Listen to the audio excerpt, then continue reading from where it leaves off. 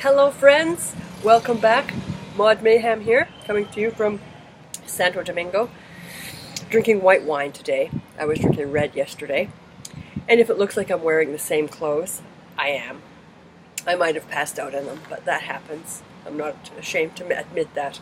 So anyway, I just felt like sharing some stuff with you. I'm a little... I used to do stand-up comedy. And I had an agent, and I used to go on auditions and that bollocks. But I worked in restaurants and pubs for many years. And, it's a decent little earner, waitressing, bartending. It's a nice job, and you get to meet great people, mostly, but you leave with cash every day. And that's you can't beat that. So anyway, I worked at this place in Toronto, in Forest Hill Village. It was called the Village Restaurant, and it was there's like a lot of old money in this area. A lot of old, it's like this greasy spoon diner place in the heart of all this old money, old Jewish money. But it was a great place. I worked like 7 to 3. And on the weekends I left with easily $100 in cash. So it was a nice little earner, and it was busy, and it was owned by these two Greek guys, both named George. Of course they were. So anyway, there was this guy that used to come in, quite a big guy, chubby, barrel-chested, whatever you want, fat, and he wore like checkered shirts and blue jeans, and he looked like a farmer, but it turned out he was actually a child psychologist. His wife was as well, but she never came in much. Anyway, he came in usually at least once a week, sometimes more, but he always came in sort of like a Monday or a Tuesday morning, and there was no one around. And so this one day he says to me, he gets his breakfast and stuff, and we chatted quite a bit. I always quite liked him. So this one day he says, "Oh, the salt and pepper are sticky," and I said, "Oh, okay," because that happens, right? People have jam on their hands or eggs, and they touch them, and it happens.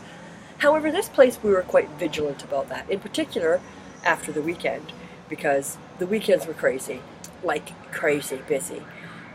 So Sunday we did all the side jobs, as you know those are, the wiping things down and filling things up. And so we were actually, at this place, we were actually really good about that. So anyway, the first time that happened, I said, "Oh, so sorry." Went over there, wiped them off, and I thought, they're not really.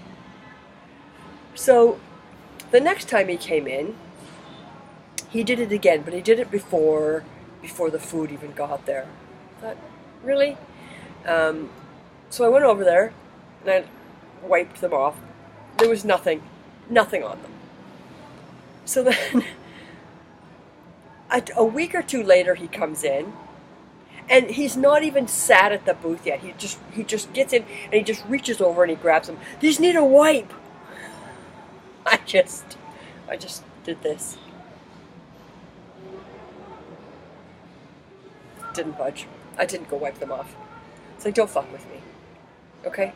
And what was interesting was that he came in one day with his daughter.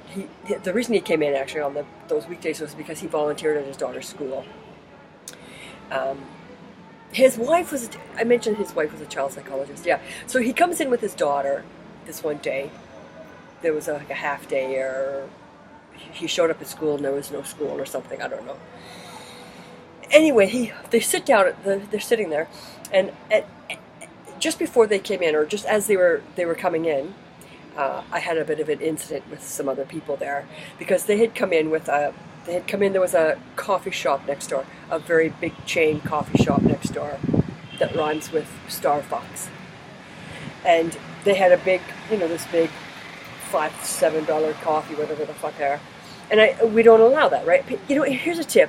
Don't go into a restaurant with your own food or drink. Just don't do it. Because it's fucking ignorant. Okay?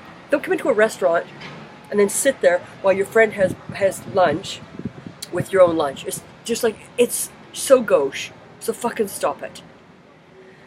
So anyway, I had said, you need to get rid of that or get the fuck out. thanks.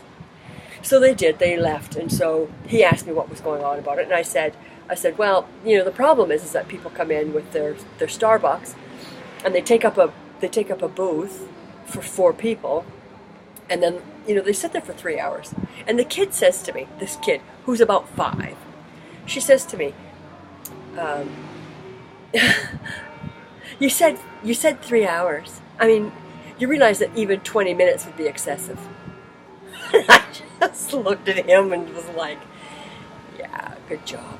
Good job with raising that kid. And good luck with the therapy. Okay, cheers, loves.